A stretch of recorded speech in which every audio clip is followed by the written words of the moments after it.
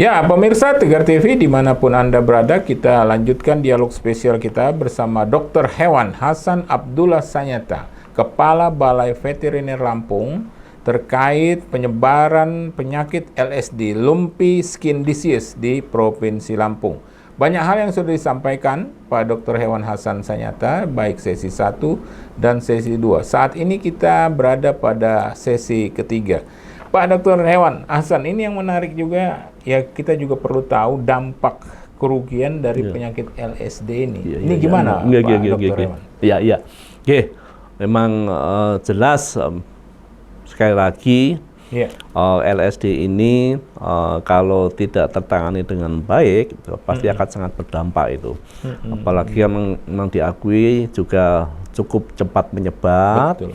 Yang akhirnya kan sapi yang lain itu juga terancam. Bisa terkena bisa terkena. Memang ini sebetulnya kalau misalnya itu fatalnya, itu fatal cembrana sebetulnya. Kalau yang cembrana itu kan kalau misalnya itu sapi kena, biasanya memang angka kematiannya bisa di atas 80%. Kalau ini untuk LSD ini, sebetulnya angka mortalitasnya atau angka kematiannya mungkin di bawah 10%. Di bawah 10%, ya? Tapi kalau memang angka kesakitannya itu antara 10 sampai 45% angka kesakitannya. Tapi sekali lagi yaitu karena angka mortalitas di bawah 10% itu memang biasanya memang yang sering fatal itu memang biasanya malah yang di hewan-hewan yang muda, Pak. Di pedet itu yang itu biasanya sering tidak tertolong yang itu. Kalau yang sapi-sapi yang dewasa itu biasanya lumayan mereka untuk kekebalan tubuhnya. Dan sekali lagi itu nanti resiko tinggi pada sapi muda gitu. Sapi muda malah, sapi muda itu memang yang akhirnya tidak tertolong. Soalnya memang sekali lagi LSD ini itu juga bisa terjangkit, misalnya itu induknya itu terkena LSD. Kemudian pedetnya itu yang mungkin belum disape, kemudian nyusu di induknya, itu akan tertular. Jadi memang bisa lewat lewat air susu induknya itu yang Nah, itu kalau sudah kena, memang biasanya untuk yang hewan-hewan kecil itu atau hewan-hewan yang pedet tersebut itu biasanya emang agak sulit untuk menangani. Sekali lagi untuk yang hewan besar, asal segera memanggil petugas kesehatan hewannya, insya Allah akan segera bisa ditangani. Sekali lagi risiko kematiannya di bawah 10% tadi. Di bawah 10% itu memang tapi yaitu sekali lagi memang ini kan juga kalau melihat perkembangannya ini kan karena lalu lintas ternak ini yang akhirnya memang ini cepat sekali menyebar. Jadi sekali lagi himbauan kami akan lebih baik monggo Bapak dan Ibu itu mengoptimalkan dari sapi yang ada di wilayah tersebut. Kalau sementara jangan ngambil sapi dari luar dari sapi yang dari luar dulu. Dalam artian kalau memang kondisinya misalnya itu yang dari sapi dari luar tersebut itu misalnya itu memang nggak terkena PMK, LSD, mungkin nggak masalah. Tapi kalau misalnya itu terkena, ya akhirnya akan nyebar. Dan sekali lagi yang tadi yang lewat vektor tadi itu yang dan sekali lagi kami amatin ini hampir semua kabupaten kota ini kena karena memang masuk sapi yang baru yang memang dari daerah yang tidak bebas LSD ini yang kondisinya. Nah, ini kan mendekati korban ini ini kan korban itu kan insya Allah sekitar tanggal 28 Juni ya, sekarang kan tanggal 16, berarti kan masih sekitar 40 hari lah, 40 hari itu. Nah, itu memang di OAIE itu memang kalau dalam kondisi PMK seperti ini itu harusnya sapi sebelum dilalu lintaskan itu kalau sapinya sehat itu divaksin dulu.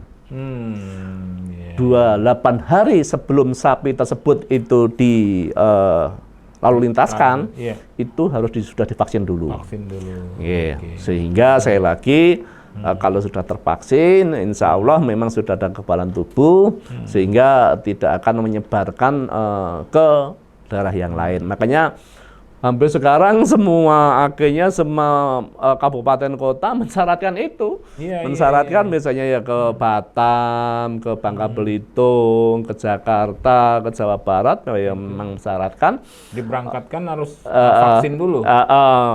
Nah ini kan kalau misalnya nggak divaksin memang bisa diuji dulu, Oke. diuji memakai PCR. Itu memang ya pada tanya-tanya.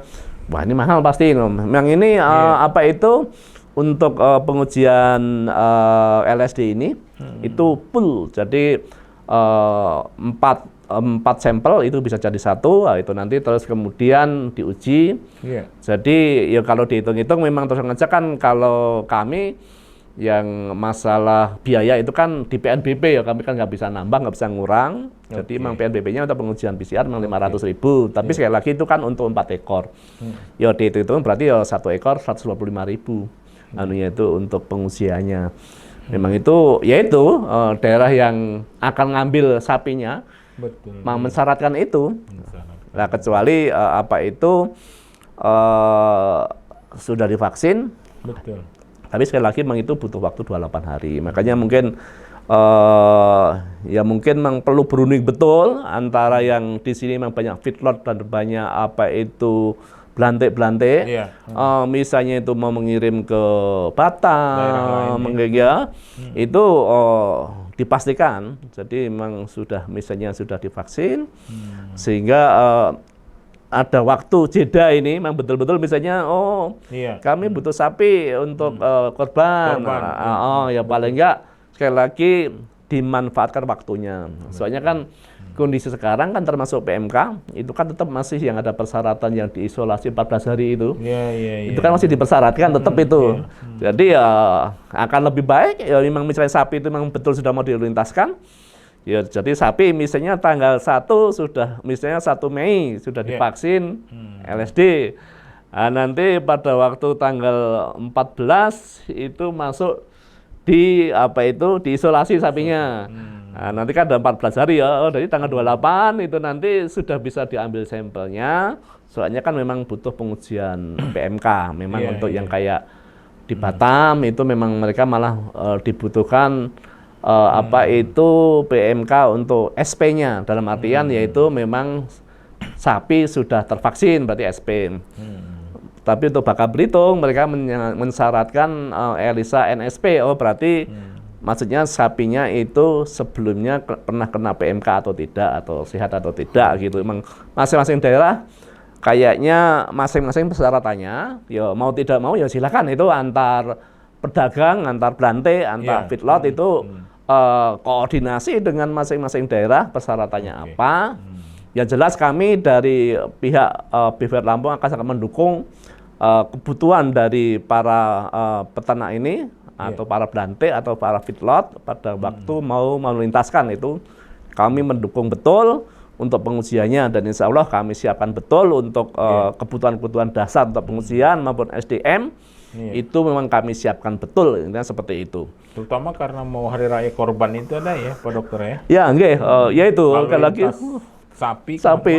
Iya, ini kan ya itu. Ini sekali lagi para petani peternak itu sekarang pada mau panen kalau sampai ya itu sapinya tidak bisa dilaluitaskan karena persyaratannya kurang, itu kan sayang betul. Memang ya sekali lagi kalau kemarin sempat kami diskusi dengan para feedlot dan para belantik itu memang ya itu memang ya keluhannya mungkin harus bersaing dengan ya termasuk yang sapi-sapi dari NTT yang notabene mereka kan masih bebas ya dari PMK ya. Lah itu kan mereka mungkin persyaratan lebih longgar dibanding yang mungkin yang Lampung ini yang notabene memang PMK juga sudah masuk, LSD sudah masuk seperti itu yang itu.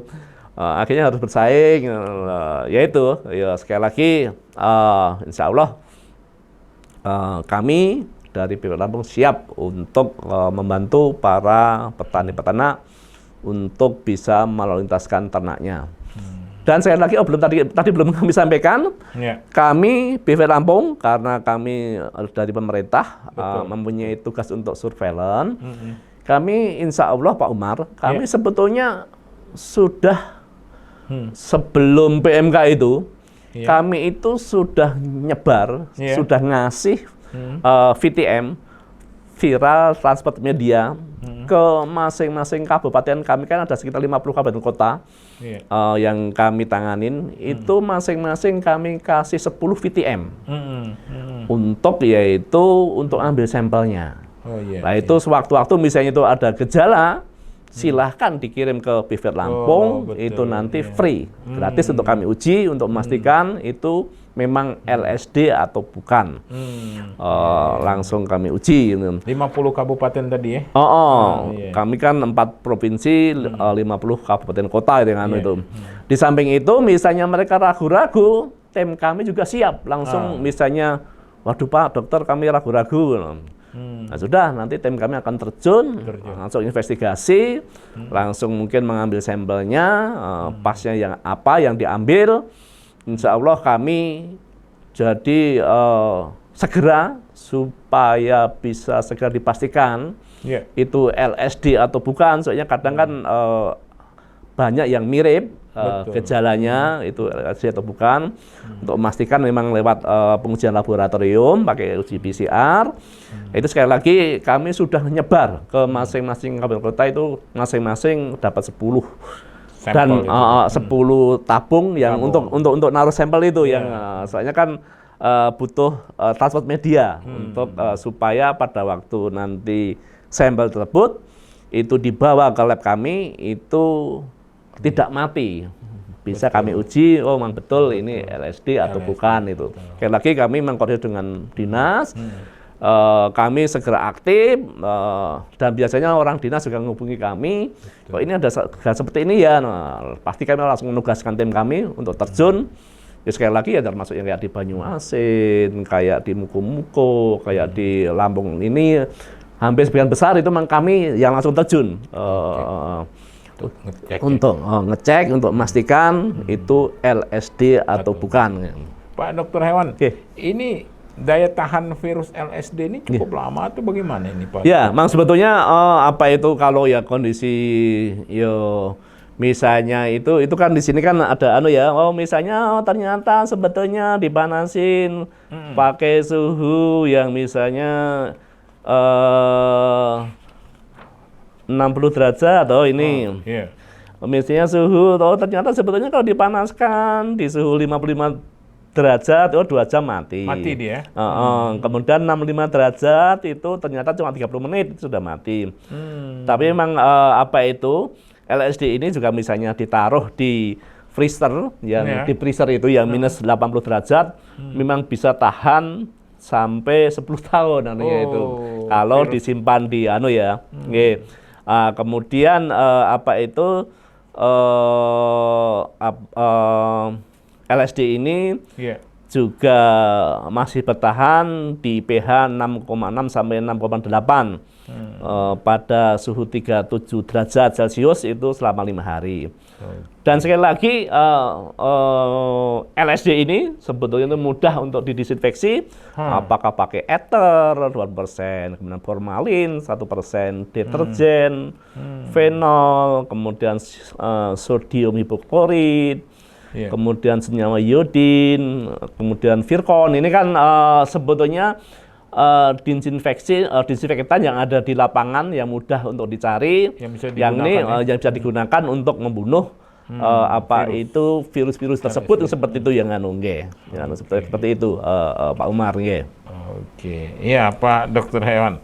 Ini upaya yang di sesi ketiga ini seperti tadi pemerintah sebagai pemerintah juga untuk mengantisipasi penyebaran virus LSD itu salah satunya soal lalu lintasnya betul. Iya. Supaya dicegah penyebarannya itu ya, Pak Dokter Hewan. Betul. Jadi kalau di Lampung sendiri di kabupaten ini gimana Pak Dokter? Ya, nggih.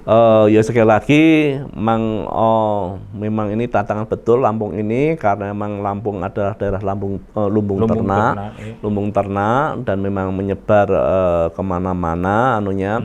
Tapi sekali lagi ini kan Lampung itu besar karena ada feedlot. Kalau feedlot sih insya Allah sekali lagi mereka mungkin insya Allah terjamin lah untuk kondisi kesehatannya, apakah dari PMK, apakah dari RSD, memang mereka sudah rata-rata sudah memvaksin. Memang ini tinggal yang dari peternak rakyat ini yang mungkin butuh perhatian dan insya Allah memang dari provinsi dan kabupaten kota tetap misalnya vaksin-vaksin yang datang tersebut yang saat sekarang mungkin ada 10.000 pasti diprioritaskan untuk petani-peternak yang biasa ya, yang dengan populasi 1-2 ekor. Menarik. Kalau yang besar sih ya mungkin kan mereka mampu untuk beli sendiri, bisa mungkin nanti kerjasama dengan dinas untuk mungkin menginjeksikannya atau memvaksikan. Soalnya memang ini vaksin LSD ini itu juga butuh perlakuan khusus itu Pak Umar. Jadi kan vaksinnya itu memang harus handlingnya harus pas. Dan itu maksimal cuma 2 jam. Jadi setelah 2 jam itu sudah sudah inaktif. Jadi ya itu harus segera misalnya itu kan 2 botol itu antara yang larutan sama anu kan dicampur gitu. Nah itu harusnya setelah dicampur itu harus segera divaksinkan dalam waktu 2 jam. Dan jarumnya itu harus 1 ekor 1. Soalnya yaitu ditakutkan kalau misalnya itu nanti jarumnya dipakai berulang kali itu nanti akan menularkan kemana-mana itu nanti misalnya ada yang soalnya kan LSD ini itu kadang memang muncul gejalanya itu kadang ya mungkin ada yang 2 minggu sudah muncul tapi kadang memang dalam rentang 1 sampai 28 hari itu. Ya, jadi baru muncul anunya itu yang untuk LSD ini sehingga pada waktu vaksin sepertinya itu sapinya itu sehat tapi ternyata sebetulnya itu di tubuhnya sudah ada virus LSD-nya, cuma belum muncul, masih di masa inkubasi gitu yang anu. Nah, ya itu sekali lagi makanya tekniknya sekali lagi itu harus 1 jarum 1 ekor. 1 jarum 1 ekor. Dan handlingnya itu memang harus maksimal 2 jam. Yang vaksin yang sudah dicampur itu harus segera diaplikasikan, harus segera divaksinkan. 2 jam itu. Maksimal seperti itu. Ya, Pak Dr. Hewan Hasan Abdullah Sanyata, Kepala Balai Veteriner Lampung. Kita akan lanjutkan dialog spesial kita pada sore hari ini pada sesi selanjutnya. Ya pemirsa, jangan kemana-mana, dialog spesial akan kita lanjutkan pada sesi keempat, sesi terakhir.